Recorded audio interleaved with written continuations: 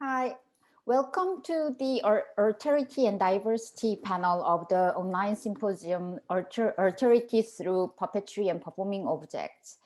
I am Jung-min Song, one of the organizers of the symposium. Please bear in mind that this session will be recorded and edited versions of the recordings will be distributed by the Ballard Institute and Museum of Puppetry. By participating in this session, you are agreeing to this recording and distribution. Thank you for joining us, and I would like to hand over to this session's moderator, Dr. Frank Proschan. Thank you. Thank you. Good morning, everyone. Good evening, good night for those who are joining us from around the globe. This is our first multi-paper session, and I think it will kind of set the precedent for the next day and a half. What I would like to do is just introduce each of the panelists at the time that they will present. Each paper will be about 20 minutes. And then we will hold all of the Q&A until the end and have a general discussion among the panelists and on the questions that you're posing in the chat. I'm sorry, in the Q&A function. I want to thank the Ballard Institute and Museum of Puppetry and the University of Connecticut for convening both this distinguished panel and this important event. Our first panelist is Professor Joanne Cavallo, who is at the Department of Italian in Columbia University. She comes to us from a literary studies background, but the literary works that she's been studying, the Orlando epics, clearly interface with the world of puppetry in very important ways. And she will be talking to us today about Sicilian puppet theater, alterity, or diversity. So Joanne, please get us underway.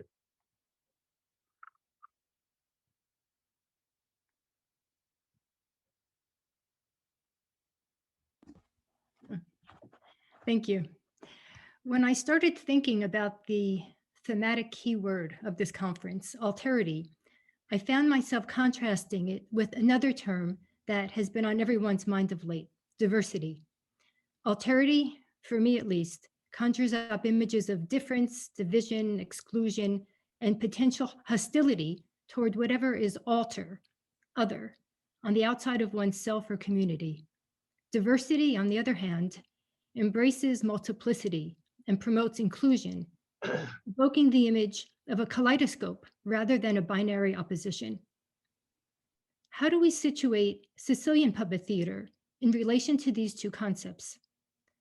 The truth is that one can find an abundance of examples of both alterity and diversity, along with episodes that lead the spectator from one perspective to the next. Today, I'll be exploring some ways in which alterity and diversity play out in the main repertory of Sicilian puppet theater, called the Paladins of France cycle, with particular attention to its historical and literary sources. If we focus on hostilities involving a foreign other, we can locate a prominent thread in the multi-generational invasions of Southern Europe by North African kings and their allies, generally referred to as Saracens. In an extended sequence, the Emperor of Africa, named Agolante of Bizerta, corresponding to modern-day Tunisia, attacks the Italian peninsula by invading Calabria. This popular puppet theater narrative has its historical origins in the repeated Arab-Muslim incursions into the Apulia and Calabria regions of southern Italy during the over 2 centuries of North African occupation of Sicily from the 9th until the late 11th century. The events were first fictionalized in the anonymous 12th century Old French epic Aspremont, believed to have been written in Sicily, and they found their way into Sicilian puppet theater via Andrea da Barberino's 15th century Italian version titled L'Aspromonte. In one popular episode during the invasion of Calabria, Agolante's son Almonte treacherously kills the Frankish paladin Milone. As Almonte is subsequently about to overcome Charlemagne, he is interrupted by the sudden appearance of Milone's young son Orlando, the hero immortalized in the Song of Roland. Although not protected by armor, the youth nonetheless succeeds in killing Almonte. He thus avenges his father and rescues Charlemagne at the same time.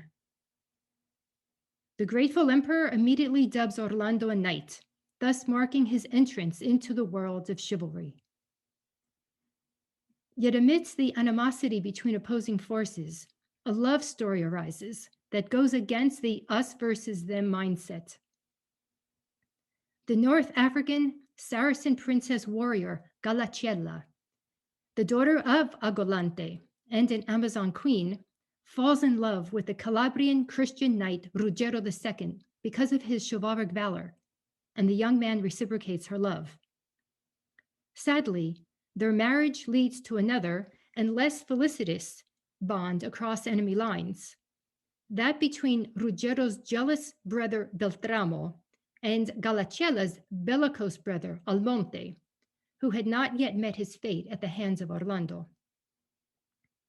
With Beltramo's assistance, Almonte invades the city of Reggio Calabria and then kills the unarmed Ruggero and his father. Yet the brief heterogamous marriage bears fruit. Galacella will escape by boat and give birth to twins on the shores of North Africa before expiring, suggesting that love not only defies alterity, but also transcends death. The extensive central section of the Paladins of France cycle concerns the invasion of France on the part of Agolante's grandson, Agramante of Bizerta, with the help of allies not only from the African continent, but also from Spain, Persia, the Mongol Empire, and Southeast Asia. In the end, however, Agramante will lose both the war and his own life in a battle of 3 against 3 on the island of Lampedusa. This decisive combat, in which Agramante is killed by none other than Orlando, is one of the most famous episodes in Sicilian puppet theater. Agramante's war is first recounted in the late 15th century Italian romance epic Orlando Innamorato by Matteo Maria Boiardo, and is brought to a conclusion by Lodovico Ariosto in his early 16th century continuation, Orlando Furioso. Historically, the plot evokes the same North African aggression against Southern Europe as the earlier narrative about Agolante. At the time in which Boiardo was developing his storyline, however, the threat of occupation was coming not from North Africa, but rather from the Ottoman Empire. Indeed, Boiardo's Agramante recalls Mehmed II, the ruler of the Ottoman Turks between 1451 and 1481, who attempted the conquest of Italy while the poet was in the midst of composing his romance epic. During the heyday of puppet theater, however, the foreign invader was the Bourbon monarchy, who ruled the Kingdom of the Two Sicilies between 1816 and 1860. The puppeteer Mimmo Cuticchio maintains that puppet plays during this period were intended not only to entertain spectators, but, quote, also to encourage them to rebel against the occupation in that period of the Bourbons. Rodomonte, who attacks Paris, is also the foreigner who attacks Palermo, end quote. Resistance to the Bourbon occupation, according to Cuticchio, explains how the Orlando puppet came to wear a red, green, and white sash representing the colors of the new Italian flag. Although Bourbon domination ended over a century and a half ago, in some companies, Orlando still wears the tricolored sash. Returning to the fictional story of Agramante's invasion, as in the earlier plot involving his grandfather Agolante, here too, there are key moments that push against the binary opposition between an us and a them. The shift from alterity to diversity is signaled most prominently by the enamorment of the Christian Frankish knight Bradamante, sister of the famed paladin Rinaldo, and the Saracen North African knight Ruggiero, the son of Ruggiero II and Galacella, who was born on the coast of Libya and raised in the Atlas Mountains. The two are technically enemies when they meet, since Ruggiero is participating in Agramante's invasion of France, whereas Bradamante is one of Charlemagne's preeminent warriors. Yet Ruggiero courteously offers to take Bradamante's place against his fellow African Rodomonte, who refuses to let her follow the Frankish army in retreat.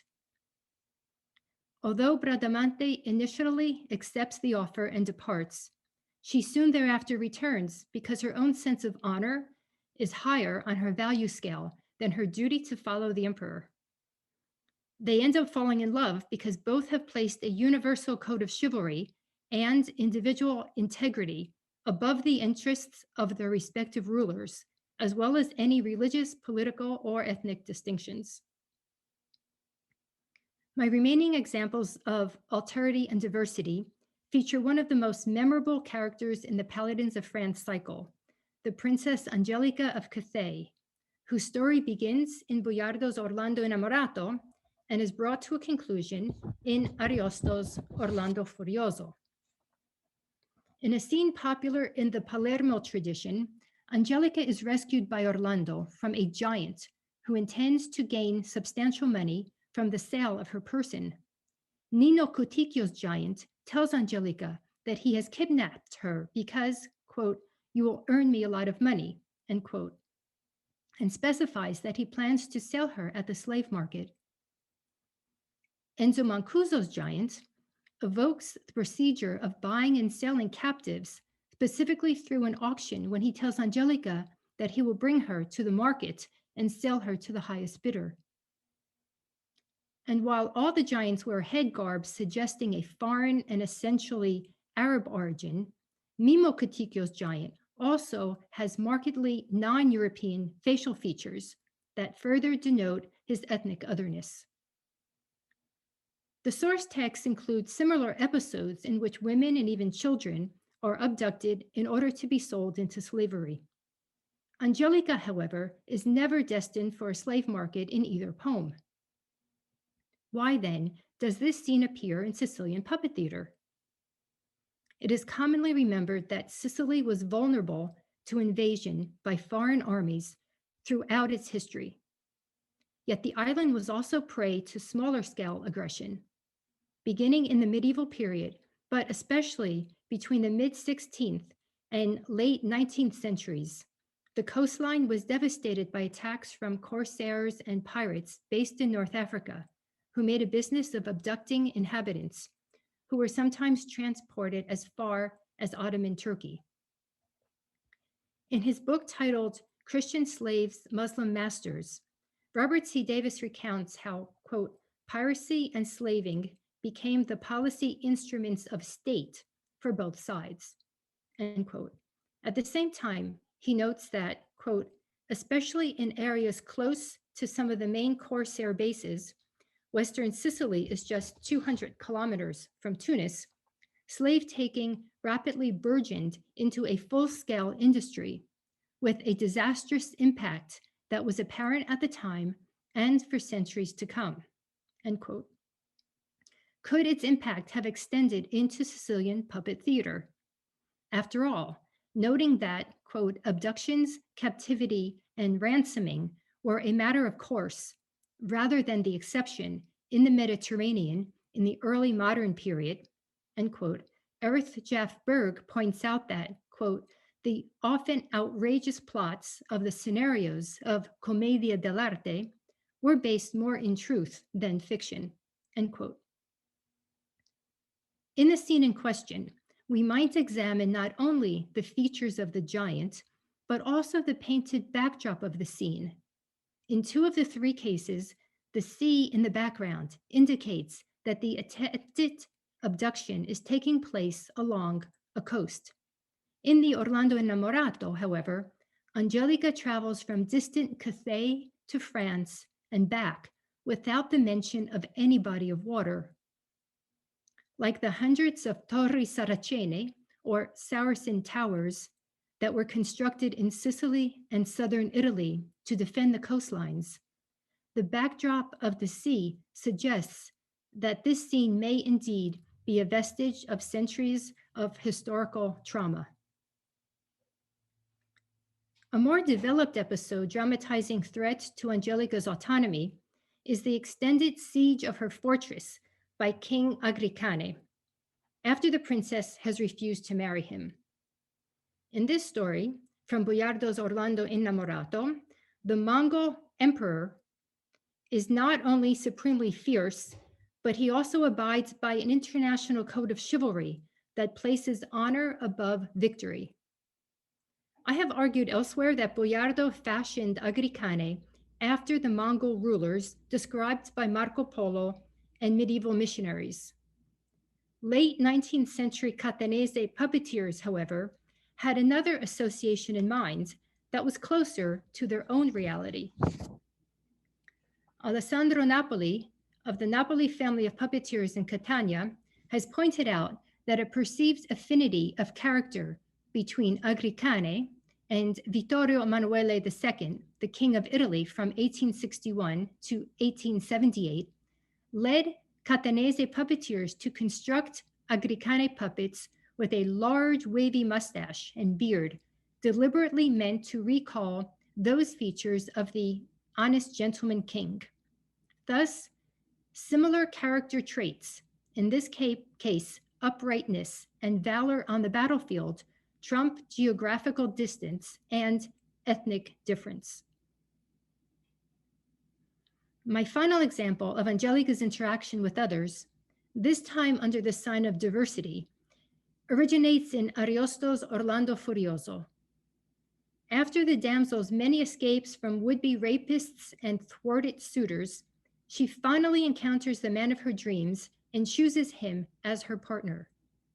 The lucky fellow, named Medoro, is a low-ranking foot soldier participating in Agramante's invasion of France.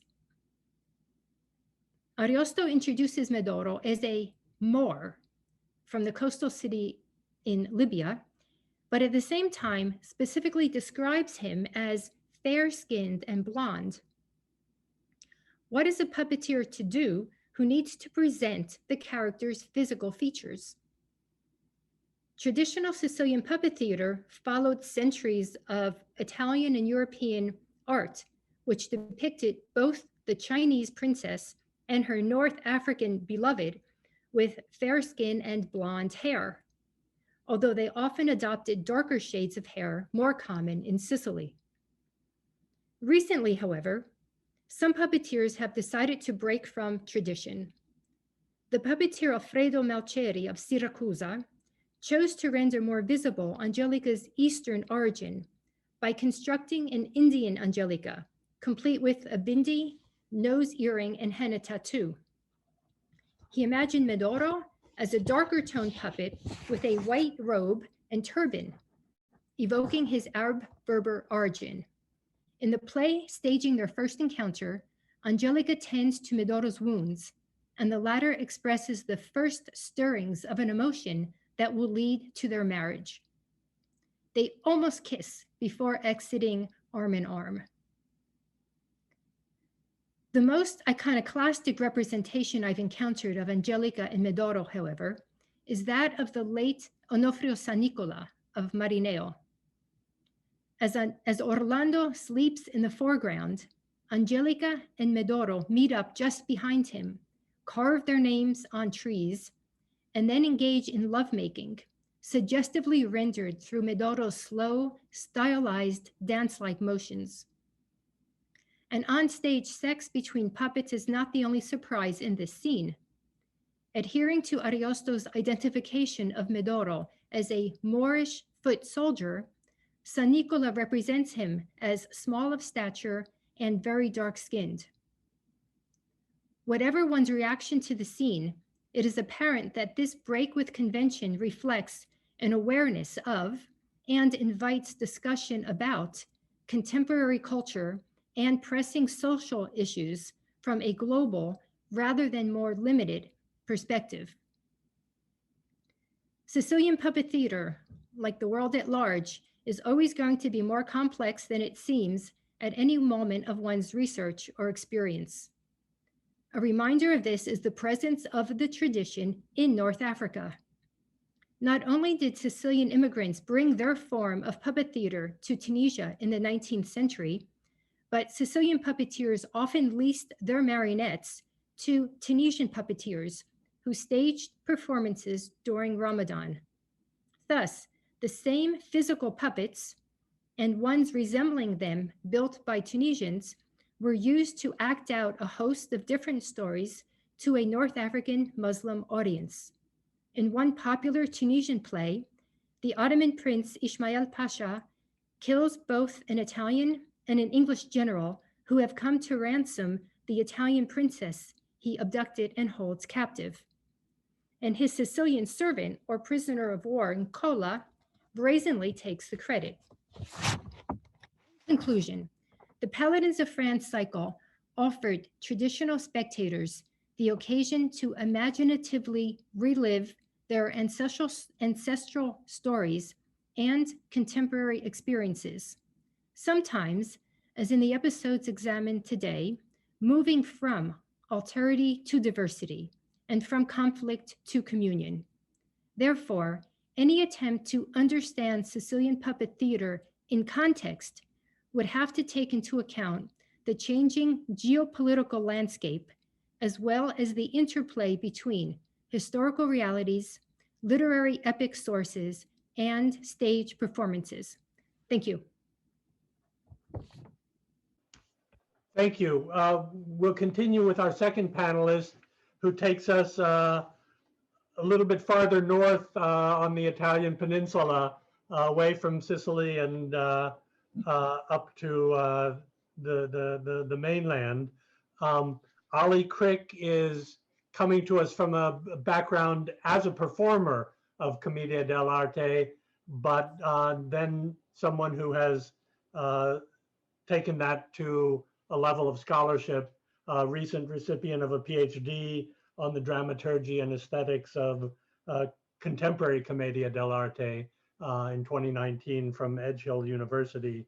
And he's working that now into a publication as well as an anthology on Commedia in the Asia Pacific. So Olly, please take it away. Let me remind people, if you do have questions, kindly post them in the Q&A section. Thank you. And hello the world, because everyone's out there, I guess. I'd just like to say thank you. Yes, that I've retitled my piece "Professional Flexibility Within Commedia and Its Mechanisms of Alterity." So if we could kill that first slide, please. So come back to me, that'd be helpful. And go right. I could just hang on to that slide, and it'll be relevant to note. And we're off. Although the popular image of Commedia dell'arte persists as a comic form full of multicolored diamond pattern-clad servants elegantly outwitting older and stupider masters, its comic engine room is far more robust, focusing on differentials in social class, geographical region, perceptions of an inescapable present, a longed-for future, and constructed notions of beauty. It does not present, however, a single target for its professionally executed comic othering, but a complex pattern of relative othering, depending on its audience and their geographical location, social class, and relationship with time. Its dramaturgic edifice, as far as it can be accurately constructed, evolved to contain highly adaptive and flexible performance structures, capable of entertaining a wide range of audience types and switching its comic targets and target audience. The survival of Commedia dell'arte as Europe's first secular genre of theatre is a model of constant mediation between the constructed and majestically charged fixed social types and the performance situations the troupes found themselves in. Any study of Commedia dell'arte needs to be hyper aware that there are two incarnations to be looked at: The historical form, originating in the late Renaissance and lasting until approximately the French Revolution, and contemporary reinvention starting around 1946, themselves based on both World War II artistic avant-garde and anti-fascist notions of popular theatre. Both iterations, although containing recognizably the same ingredients, are highly culturally specific. So one must bear in mind that although the structures of ancient and modern may be similar and its mechanisms of delivery embodied in its stock characters similar, the effect or meaning as it lands smack in the middle of the audience perception has different purpose. Commedia ancient and modern others in different ways and for different reasons. I hope to be able to demonstrate here that the structure of the original Commedia and the debated practice of improvisation were vital to Commedia's ability to be flexible in performance. Although through the practice of adapting their own private storehouses of character and situation appropriate text in the moment of performance, or within the culturally placed practice of rhetoric, each actor within a troupe had the ability to fashion their performance in the moment to how they read the audience. A Commedia actor had the ability to place themselves either with the audience's sympathies or against it. The skills embodied within such a performer allow them to play with notions of otherness and adapt to the audience's circumstances. The actors of the original Commedia were therefore self-fashioning individuals existing as outliers for humanism and hence set against the rigors of a hegemonic Catholic Europe, which was rooted in mankind's relationship with God alone. Marxist Italian scholar Vito Pandolfi places the development of improvisation as Commedia's modus operandi to avoid the censorship of the church. Simply put, if there was no written text, then censoring a text becomes problematic. And for the censor to do their job, which in this case was maintaining the morals and spiritual well-being of their flock, became a matter of interpreting the intent of a performance. This problem was well aware, and a certain Cardinal Peliotti brought this in 1578 to the papal curia. It is not enough to say that these comedies will be reviewed beforehand and evil removed, because in practice it does not work, because words and phrases that have not been written down are always added. In fact, all that is written down is a summary of argument and the rest is improvised. So the relationship between a fluid and a self-generated performance text and the fixed social types portrayed by the actors became the precise area where Commedia's adaptability comes to the fore and where these arguments about intent occurred.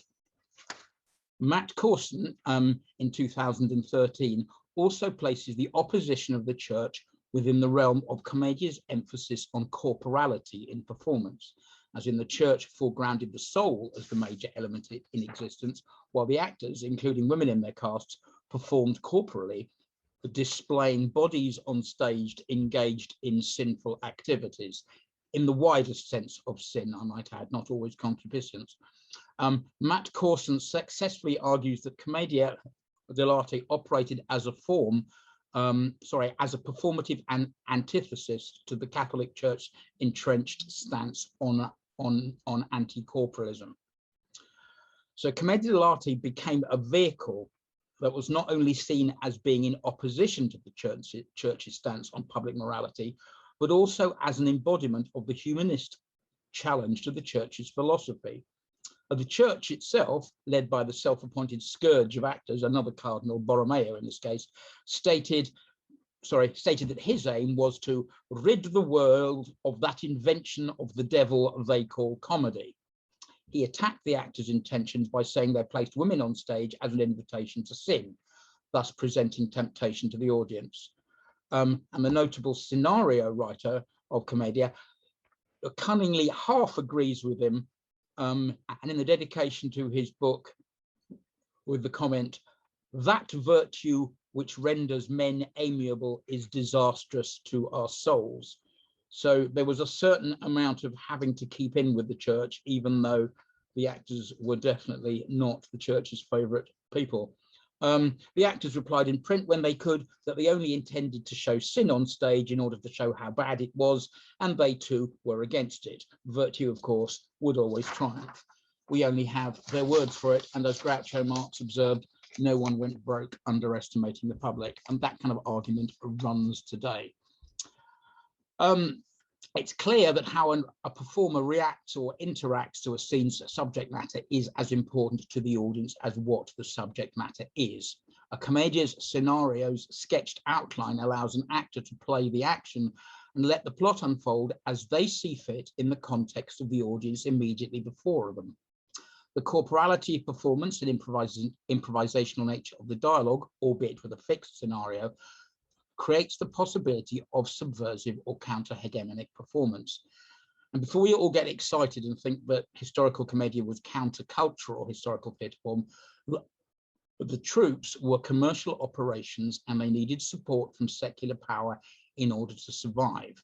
This secular power being the humanism-inclined aristocracy of northern Italy, who both desired to be entertained, but also to increase their power base at the expense of the church. A negotiation was reached. Princes, popes, and priests were all, by common consent, not present within the Commedia cast list. And politically, the Commedia troops were in the position of avoiding the church's censure, in order to prosper. Publicly, the actors agreed with the church, and in performance presented another cheek entirely to their sponsors and protectors, the secular dukes. The actors created for themselves a position serving their audiences, but staying on the move between the various patrons, crossing state and county boundaries in search of fame and fortune. Isabella Andreini, one of the prima donnas of the Gelosi company, made the claim that she, having been by the generosity of the supreme maker, was sent to be I'm trouble with my S's, a citizen of the world, and with the self-supporting nature of the troops may have created the blueprint for the myth of the travelling actor. And as a contemporary performer once said, and Commedia, after all, is not a theatrical form, it's a way of life. The actors were, by nature of occupying the contested ground between clerical and secular power, maintained a flexibility in performance, and by not being tied to a locality or one master, fashioned for themselves a new way of life and looking at the world. The flexibility of Commedia in relation to Alterity is also directly connected to the relationship of the masks and their geographical origin. What was the Commedia cast list then? Right, and this is what this slide is about. It was briefly old men, lovers and servants. And why were these fixed types so dramaturgically effective during the Renaissance? Well, briefly, we must compare our historical cultural knowledge with a knowledge set that we as individuals hold quite deep and often secretly within us, our own cultural prejudices, often expressed as types or the type of person who, which we can, in order to let us off the hook slightly, can be referred to as cultural shorthand. Okay, so this refers to the map. This map shows the geographical proximity of the 4 significant areas in northern Italy where the masks came from. The lovers came from Turin, where the best possible Italian was allegedly spoken. Pantalone came from Venice, the doctor from Bologna, and the Zanis from Bergamo and the Po Valley, stretching up the Adriatic coast south of Venice inland as far as Turin. There is also the Spanish captain, but the presence of Spanish military in the Italian peninsula can be blamed entirely on the Borgia popes, Calixtus III and Alexander VI, if you care. One can see from this that the roles originate from areas geographically adjacent to one another, taking an assumption that Italy's regions was proud of themselves as they are today. It might not be too far a stretch of the imagination to say that one region might have an attitude to another, especially the ones closest to each other. As members of the audience or the listening public here, is there a town or a region you would not like to come from for reasons? Media commentators have noted that the roles embodied in these regional characteristics in terms of dress, actions and occupation. To this, we will add social class, with its attendant economic power or lack of it. Now the second slide, third slide, please. Okay, oh, this is not coming out very well. Is this, can people read this? Can people read this one? It basically just indicates, it's just a list of the Spanish, of the main characters of the Commedia and where they come from, just to indicate, okay, it's a bit blurry, thank you. Right, I'll just read it through. Okay, sorry, I'm not quite sure why this has happened. Okay, the first actress is an aristocrat, and she comes from Turin. Okay, the first actor is also an aristocrat, and they come Turin. So these are the senior people of society. Then we have Pantalone, who is the merchant who comes from Venice. The Italian Venetian accent is entirely distinctive. If you're English, it sounds a bit like very thick Scottish. It's an entirely different sonic quality. Il Dottore comes from the original university town. He comes from Bologna, and he speaks a garbled mix of Bolognese and Latin. Again, very distinctive. Someone who speaks jargon. I mean, this, by the way, is kind of repeating standard information about Commedia. So if we could just kill that slide and come out of the PowerPoint, I'll just particularly move on if that's possible. Thank you. So a spectrum exists from a position where each, so I'm going to talk about the flexibility of performing in different zones if you are in different geographical zones, if you are playing as an actor a character from a particular zone. So a spectrum exists from a position where each mask positively represents each region and its way of life, to that where the mask is seen as an embodiment of all that is ridiculous about that particular region. Further possibilities are opened up by the fact that dramaturgically it's possible to present both views simultaneously on stage. A character standing up for his or her embodied region takes themselves very seriously, but is seen as ridiculous and worthy of laughter or mockery by other masks or audience not coming from that region.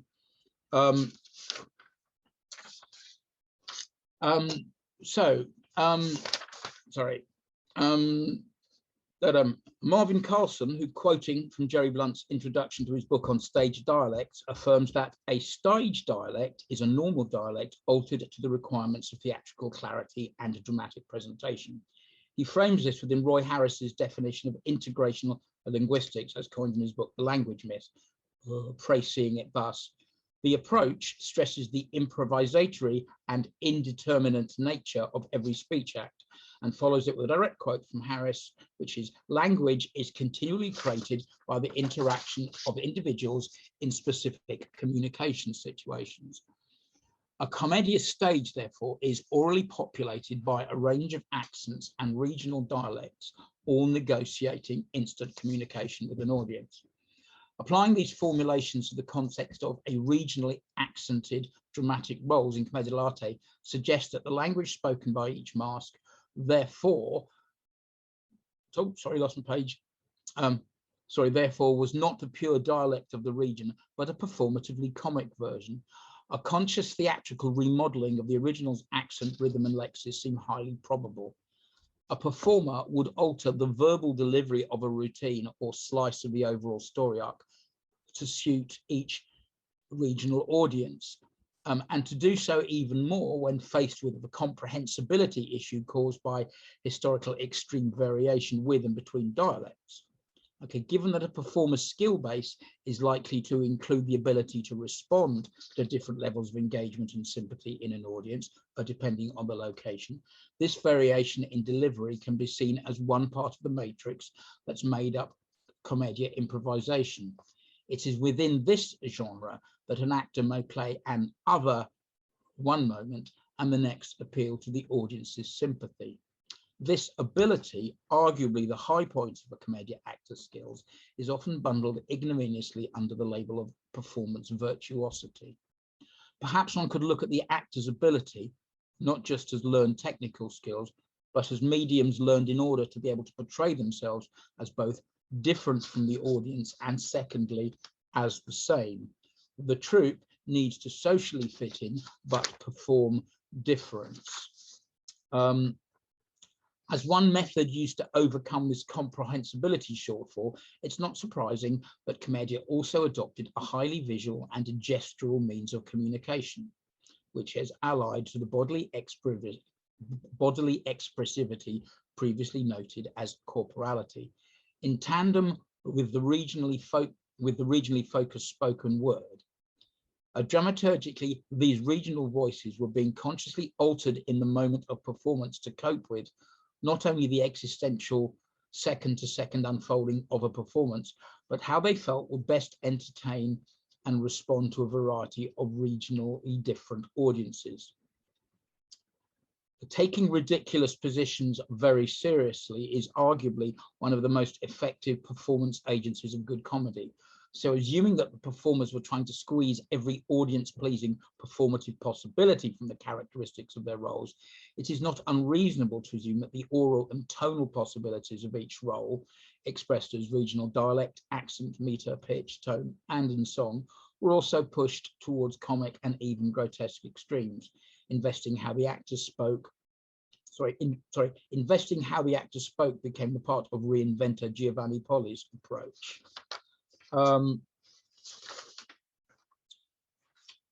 Ultimately, the question of whether a mask or a role is held in comic contempt or esteem by the audience may be or was decided by the somewhat intangible factors of location and plot, the geographical and also that to which the audience is comprised, where geographically a particular performance occurs, and the role of the mask within a particularly purposed storyline or story structure. Although there is a high degree of overall fluidity in how an audience may react to this regional aspect of the Commedia mask, what is clear is that they did react. Okay, Natalie Krohn-Schmidt in 2014 notes the antipathy of the bourgeois roles, in brackets, largely Venetian in Flaminia Scala's scenarios, to the servants, who were largely peasants from the Veneto or the town of Bergamo. So it's the performance of class othering. Scala's scenarios, dramatization of the servants of the underclass, according to Krohn-Schmidt, is a world away from the cheeky, successful servants of a more contemporary populist conception of Commedia. To sum up, okay, the Commedia troops of the Golden Age functioned as independently autonomous families who were dependent on secular patronage for income and for protection from the censorious Catholic Church, who were pushing them into a position of political alterity. Their income was generated by a flexible performance method that played with notions of locality and belonging, creating patterns of local identification that could be both played up to or subverted. Ta-da. Thank you. And there's a bibliography slide which would come up if we could, and then somebody can screenshot it if they want that. There we go. Screenshot that. Thank you, Olly. I'm sure that our colleagues at the Ballard Institute can make the PowerPoint available along with the proceedings in the short term, so people who don't have their cameras handy for screenshotting can refer back to this. Our third presenter this morning is also wears a hat as a performer on occasion as well as a scholar. Nazlı Ümit is a faculty member at the Istanbul Culture University and co-editor together with our keynote speaker this morning, Marvin Carlson, of an anthology, Traditional Turkish Theater, Karagöz Puppet Plays. So please, Nazlı, if you can begin your presentation. Thank you, Frank, for the introduction. Thank you. So yes, like many other, can you hear me okay, by the way? And I just shared the screen. Can you see it? Yes. Okay, thank you. So yes, like many other puppetry forms, Karagöz has lots of to offer to scholars and also to practitioners in terms of its dramatic structure, music, physicality, puppet making, artistic details, etc. And maybe that's why it has held a much debated position in theater research, folklore studies, sociology, and even politics. And as it is still a very in-demand art form, it's still practiced, there are lots of other subject matters coming up and culminating in terms of its reception and its audience and the new techniques. So, but today our main concern is the representation of alterity through puppetry. So, in Karagöz plays, the plays usually start with a dialogue between two main characters, Karagöz and Hacivat, and that's where we start to get to know the characters. So, as Marvin Carlson suggested much about Karagöz, Karagöz is usually represented or identified by his foolishness, antisocial behaviors, as well as his cleverness and creativity, maybe like a trickster-like figure. And an uneducated character, poor, unemployed, although most of the time he is presented as a blacksmith, unreserved, honest, aggressive, whereas Hacivat we see as the father-like figure, the representative of the culture, standing somewhere between not an upper class, but like a medium between the common people and educated members of the society. So when we talk about diversity and Karagöz, I should also note that there have been lots of discussions about Karagöz's place in the society, but diversity has been a very, if you could say, positive characteristic traits of Karagöz. So scholars, academics, or writings just after 1950s usually emphasize that Karagöz was and still is maybe the very good symbol of diversity, multiculturalism, multilingualism, which doesn't exist anymore. Especially we see this type of attitude towards in the writings which are critical about the politics following the establishment of the Republic. So what do they mean by diversity and plurality? There are lots of characters in Karagöz, which we see in the main play just after dialogue. During the beginning of 20th century, lots of scholars have their own ways of differentiating, classifying these. Some of them chose their physical abilities, disabilities, their homelands.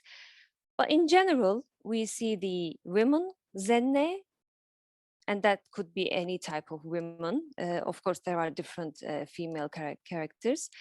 The ones from Istanbul, Istanbulers. By the way, I couldn't insert a full bibliography for these visuals, but you can always email me, ask me, because there are from well-known collections and artists. And we have, again, some representatives from the Istanbul, the opium addict, which we can also see in the, I think, in Arabic shadow theater, the drunkard, Külhan Bey. And then we have characters which are called characters from Anatolia, so out of Istanbul. And then we have characters out of Anatolia, again, from the certain centers of the Ottoman Empire. And as Marvin Carlson suggested, maybe outsiders, we could say. So was it just the number of characters presented in Karagöz? No. Usually Karagöz is interpreted as a very visual, a very vivid mirror of the society.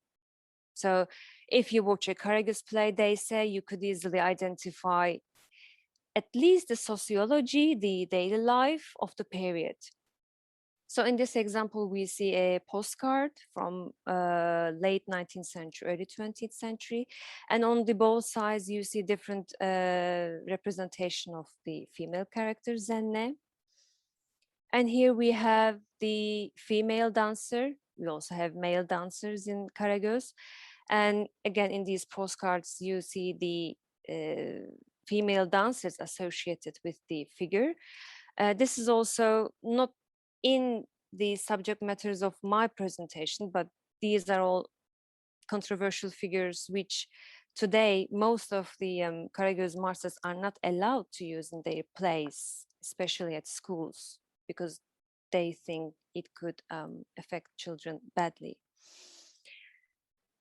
I will come to this figure later on at the end of my presentation, but here is another example. It's called Kabakçı Arap, playing an instrument called kabak. And in the middle, we see a postcard again from the same period. This is also, this was in Helmut Ritter's presentation of the characters. I should also note here that slavery was a part of the society back in 19th century and early 20s. So the character here we have, if you want to exemplify how the characters were represented like a mirror in the play. So some experts say the reason why we have that kind of a character in a Karagöz play was when the person who used to work in a household as a slave, once he was freed in the society, he didn't have anything else to do in the society as a profession. So he used to start playing instruments in the streets to survive. And this could be an aspect of the reason why we're having such a character in a Karagöz play. And this is the boat play, which Marvin Carlson in detail reviewed. As he suggested, it was a very popular profession, a major profession, one of the major professions in Istanbul. People carrying across Istanbul by boatmen. So in the boat play, we see different characters coming in and trying to get on a boat. Another social aspect of this representation, there used to be katips, the public scribes, waiting in front of the official buildings for people, illiterate people, so that they can write their official letters. So in here on the right-hand side, you can see Karagöz playing the role of a scribe, but an illiterate scribe most of the time, or one that really finds it hard to understand people's sentences. And here, as a last example of these variety of characters, we have the Frank character. We could talk about a kind of transition, in fact, here, because it is usually known that we also have this Frank character in Arabic plays. But he doesn't necessarily always represent the European. Starting from the 17th century, there has been many medical encounters with the Ottoman Empire and Europe. So physicians, doctors were coming to Ottoman Empire. The exchange of knowledge was happening. And we know that there were many Greek and Jewish doctors working for the sultans of the empire. So Frank, most of the time, represents the character which a Greek or a Jewish citizen who aspires, who pretends to be or pretends to sound like a European, because that was a kind of a bad imitation of a European they used to bring to the stage. And on the right-hand side, you could see the exact figure, one of the Greek doctors who worked for the, I think, Abdülhamit II. But that kind of casting, this diversity representing all kinds of society, was not peculiar to Karagöz. On the left side, you see the cast from 18th century, from a play. Yes, in the performed in the Armenian Mykitaris monastery in Venice. These plays were often performed in Armenian, but there are certain texts which reach today in both languages, Armenian and Turkish. So if we look at these characters, Hasan, Hussein, Avram, Toros, and also if you look at on the right-hand side, the characters from Ortoyunu, which is sometimes described as a kind of Italian commedia dell'arte, farce comedy form, we see the similar characters coming from the society from Istanbul, out of Istanbul, or out of Anatolia. So it was a common way of casting used in comedy.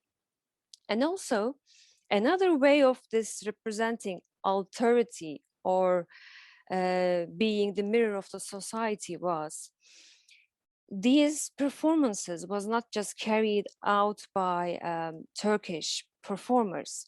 On the left side, you see a document from the state archives. It is about a group of performers who wanted to complain about the high taxes they had to pay after the performances. And if we look at the names, Salmon from Ortaköy, Mişon from Hasköy, Zenup, and Karagöz master Mehmet Sarit from Davut Pasha.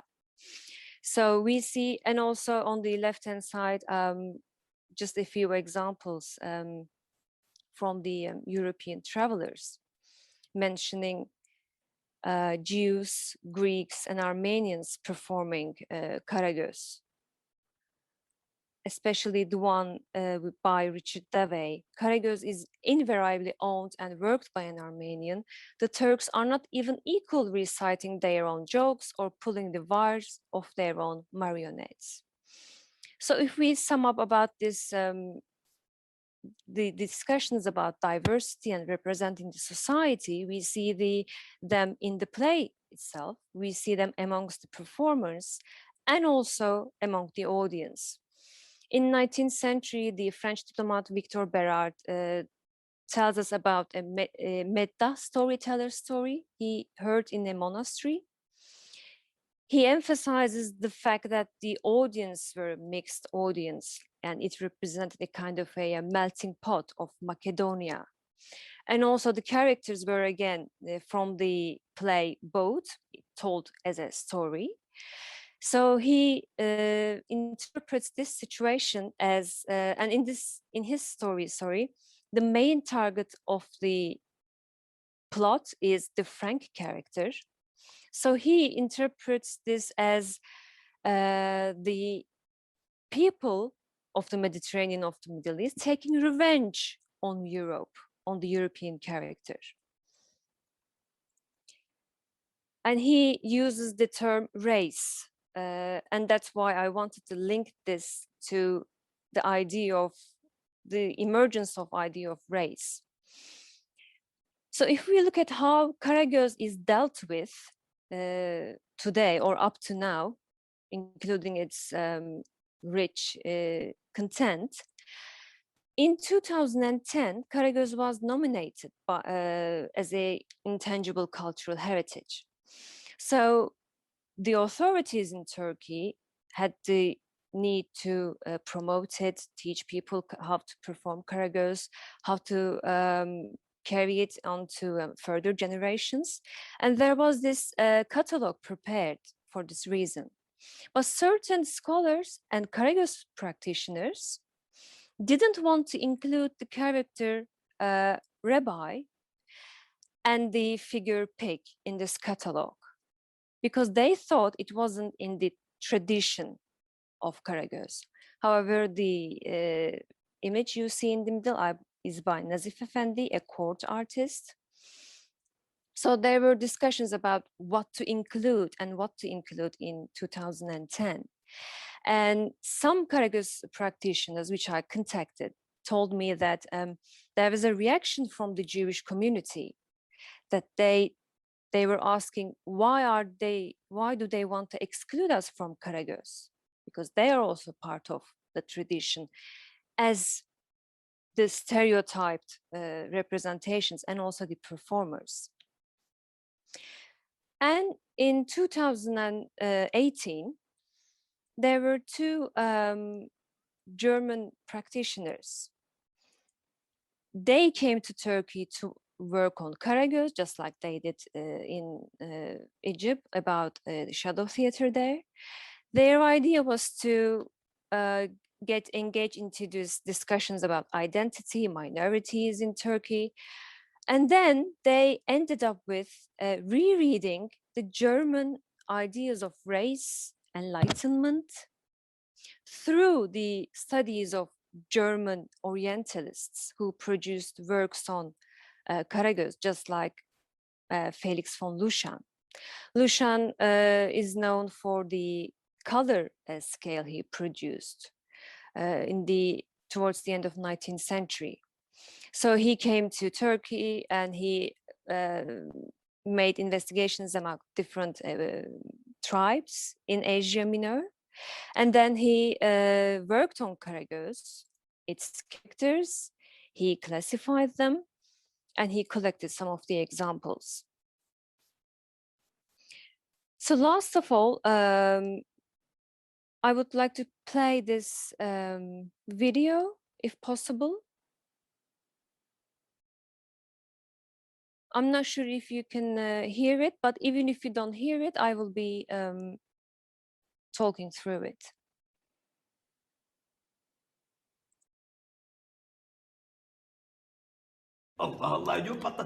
So, this is an interpretation of a Karagöz master from last year. In the original scenario, so this is a classical scenario, the Arab character, which is called the slave, Hacivat wants to sell the slave in the slave market because he is fed up with his behavior. So he tells Karagöz, Karagöz, could you please sell him for me? And throughout this episode, the slave reacts and asks questions to Karagöz, very absurd questions. And Karagöz is not able to answer them. And for each wrong answer, he hits Karagöz in the head. And then Hacivat as well. So at the end, he runs away. And in this interpretation, we see that the Karagöz master wanted to be a part of this group of artists who wanted to raise awareness towards the refugee problems, the refugee politics worldwide. And he converted this scenario. So he used Karagöz as the one who kind of tortures the figure here. And he represented it as the symbol of the refugee. So the spokesman of the public, Karagöz, the one who always says the truth, the one who represents the majority of the public, suddenly becomes the this powers, let's say, the institutions who are the reason for the negative, bad politics of the refugees. So what I would like to say, I do not have one simple conclusion from these, because it is still a very lively art form. It is still being practiced worldwide, but as a cultural heritage and as a pride for representing the past pluralities of the Ottoman Empire. So how would Karagöz be taken to further generations? Would that mean changing its content, pulling out certain characters within it? Because we already, as I said, know that in certain places there is this censorship about what to use in Karagöz and what not to use, depending on the venue and on the audience. So as a very old traditional puppet theater form, would Karagöz survive with the plural representation within it? That could be a question I could come up with. Thank you. Thank you very much, Nazlı, for the third of our morning's presentations. What I wanted to do was first ask our panelists if they have questions for one another, since we don't get to go to lunch afterwards and sit around and enjoy one another's physical proximity. Perhaps there are issues that you've heard in the other presentations that immediately provoke a question for you. So please, I'll give priority of place to our panelists on the questions. Olly?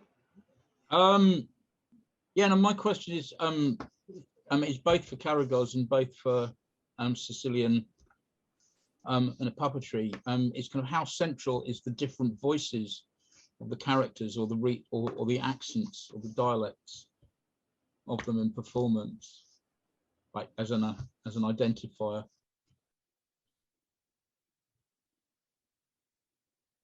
Nazlı, do you want to take that on? You're muted. Thank you. So yeah, dialects, I probably forgot about emphasizing it. Most of the scholars who worked on Karagöz during the 19th century, they were surprised by this variety of dialects in it, because in Istanbul you could have tens of languages and you can see them in Karagöz. And also it is a very still major element of creating humor. Could we say very realistic? Maybe not. So it's a kind of exaggerated stereotype dialects, because if you have the dialect, then you have the misunderstanding and then conflict between the characters, so which takes you to the climax of the tension. So it is a very common, let's say, tool to create ridicule on the stage. Yeah, no, I just have a general interest that, you know, say you are an Armenian and are watching Karagöz, and for example, is there any positive aspects of Armenians, you know, being shown in Karagöz, or is everybody being ridiculed in Karagöz? Everybody. I mean, of course, it depends on the performer. It depends on the time. It depends on the scenario.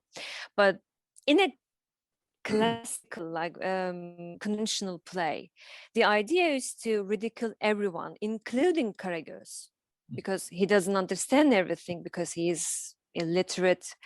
He doesn't understand refined words. You always have to repeat for him.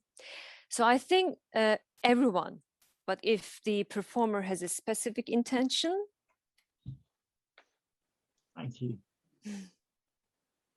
So basically you have a mirror of all Istanbul society, but yeah, we're saying everybody is ridiculous. Everybody is ridiculous, but like I said, this mirroring is a bit, I think, problematic, because like, how realistic are they? Because they are very stereotyped and exaggerated.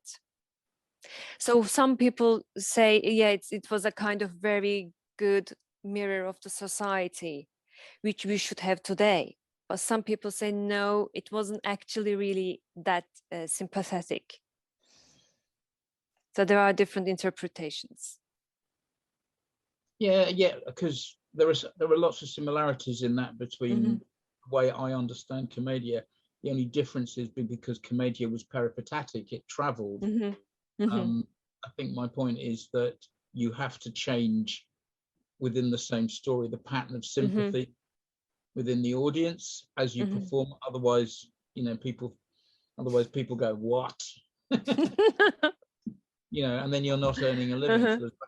So there's a very practical way, of actually making sure that you can change your pattern of othering and things like that. Sorry, Joe, are you aware of any change in voices? Sorry, Joanne, I beg your pardon. Change in voices within the Sicilian. Yes, pantheon. Absolutely, and dialect. And interestingly enough, the dialect doesn't show otherness, but it shows identification, because the main use of dialect are the marginal Sicilian working class characters. So in Palermo, Nofri and Verticchio, in Catania, Pipinino, who would be the voice of the people and who speak either in Sicilian or partially with a Sicilian accent, whereas all of the main characters speak in a standard Italian that comes from the early texts themselves. So there's a sense that dialect means us rather than others. The puppeteers in Palermo would speak all of the voices for the characters. So they will change a lot of times the tones so that you can distinguish one character from the other. But really both Christians and non-Christian protagonists speak in a elegant Italian. It's only the messengers who would come from a foreign camp who would speak not so much as in a dialect, but in a non-perfect Italian to show that they are foreigners and also for comic effect. In the Palermo tradition, the male puppeteer does all of the voices, also the female voices. Whereas for Catania, they have partori, the speakers, who have both, say, for a male speaker for the male voices and a female speaker for the female characters. Oh, wow. Okay, thank you. Let me perhaps pose a question to all three of our panelists. Because at different points in your discussion, the issues of sympathy versus ridicule, identity versus otherness, esteem versus contempt between the audience and the performers or the characters has arisen. I'm wondering, particularly in the keynote speech, Professor Carlson talked about a whole panoply of difference. Differently bodied, differently abled, differently gendered, differently classed, differently religion, and yet there seems to be a kind of priority given to ethnic, racial, and geographic, regional difference. I'm wondering if there's something that might account for that particular salience that race, ethnic, or locality, region has versus all of these other dimensions of otherness. Do audience members come into contact more often, say, with these stereotypes of ethnic, racial difference than stereotypes of differently abled, differently bodied, differently gendered characters? I've got a first response. I'll be the first responder to this question, which is that I was doing some experiments with Commedia masks with some students and with some community groups, asking them actually what they thought of the mask and where it came from when I put it on, and I did the shapes. And the first time I did this, I gave the accent of what I thought the character was. I spoke, and always the audience said it came from the accent I was doing, whatever mask it was. And then I did it silently, and suddenly the range of where the audience thought the mask might come from, in terms of a locality I was working in, became much more. And this kind of links up to an idea that actually a voice or a sound is almost a primary indicator of information, of locality. You can, I don't know how it is in the States, but in England you can tell, you can hear 2 or 3 words spoken by someone and you know exactly where they come from, in terms of their class and probably the area they come from still. So I'm just saying that accent is important because as a performance tool, it's a really strong identifier. So it's it's the first thing an actor would use. Hopefully that's a politically neutral thing to say, but might not be.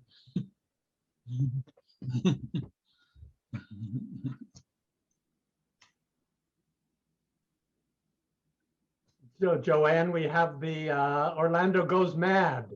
and Okay. invokes all the stereotypes and imagery of insanity.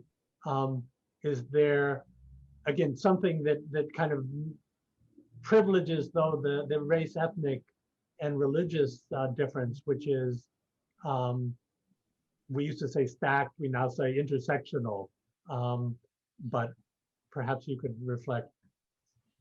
Sure. Today, since the topic of the conference is alterity, I was looking for types of difference that involved a foreign other. And the foreign other is the North African. And I don't think what drives it at all is race, but it's a long history of contacts. And in fact, I think if you look at the various Saracen protagonists, they're of different colors. Even the same agramante can be considered basically any skin tone. So it's about the characterization coming from the literature, I think, rather than race. But the point I'd like to make is, because of the topic of the conference, I was concentrating on the foreign other. Whereas if you look at Sicilian puppet theater, there are two kind of vast categories of conflict or otherness. And one is the rivalry amongst the Christian paladins themselves. So Orlando and Rinaldo, because they're both in love with Angelica.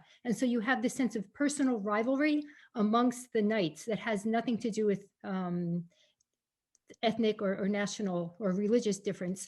And the other very important source of conflict in the poem is from the sovereign, the ruler, and the subjects, the knights, the paladins under him. So there's a long underlying thread of the abuse that Charlemagne gives to his knights, in particular Rinaldo, and the rebellion coming from Rinaldo and many other knights. So this would be vertical rather than a horizontal type of conflict.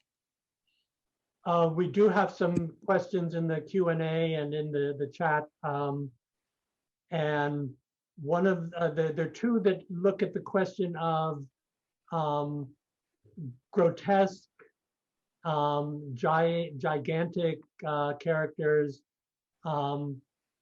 And one question is for Joanne, why the Sicilian puppet tradition shows the negative other as giants, but I would like you also to combine that with the question from John Bell about whether, and ask Nazlı into the conversation, are the characters more grotesque in Karagöz and more exaggerated in their grotesquerie than in the Sicilian puppet theater? And if so, can we account for that?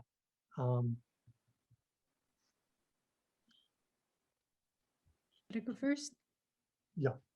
Okay. I think being a giant can give a sense of an added threat to a character because of size.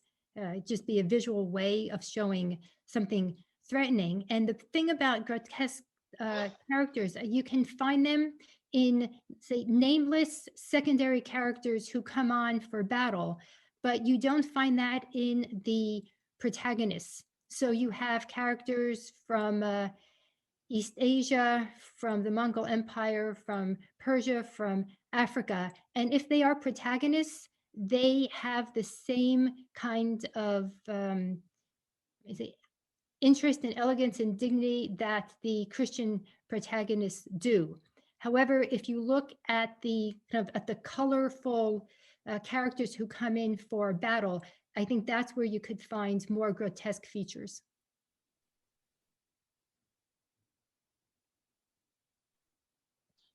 Could I just mention something briefly about grotesque in Commedia? Wait, Nazlı would. Okay, and Nazlı first, yeah. So yes, I think there have been certain scholars working on the grotesque in Karagöz, but I think in terms of, if we are talking about the physical difference, like being giants or physically deformed representations, we have them in Karagöz, especially in scenarios where we are told about supernatural events, the witches, the genies looking for golden, bags of golds. But I think the grotesque element is more, there is, but invisible in the characters themselves, in their maybe behavior, not maybe as a visual, physical puppets, I could say. So we don't see very much difference between, there are certain characters like the Turk. He is very tall. Karagöz brings a ladder and leans the ladder to him so that he can talk to him. So it's a kind of exaggerated form of his physical appearance. But I think maybe we could say that we have the grotesque elements in the narrative of the events and the representation of the characters rather than their physicality. So, but I don't know how to compare with the Sicilian or Turkish Karagöz. Olly? Yeah, it's just that a lot of contemporary training in Commedia, like in drama schools, and basically just to use masks to help actors train. But the original performance was a mixture of masks and unmasked characters. And initial stages of research is basically the way a mask is perceived in terms of its grotesque is actually uses different parts of the brain from an unmasked character. So I'm trying to build up a picture of the way the grotesque masks operate on a particular level within an audience, while the unmasked characters don't.